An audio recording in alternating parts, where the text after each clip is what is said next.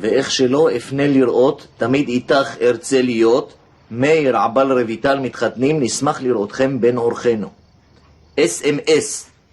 אתה מבין? בן דוד שגדל איתי כל הילדות, מזמין אותי לחתונה שלו בין SMS. לא יכול לבוא להביא לי הזמנה ביד. היום מרוב אינטרנטים ומרוב מחשבים ו-SMSים, אנשים כבר לא מביאים ביד אחד לשני, שזה הדבר הטבעי לעשות.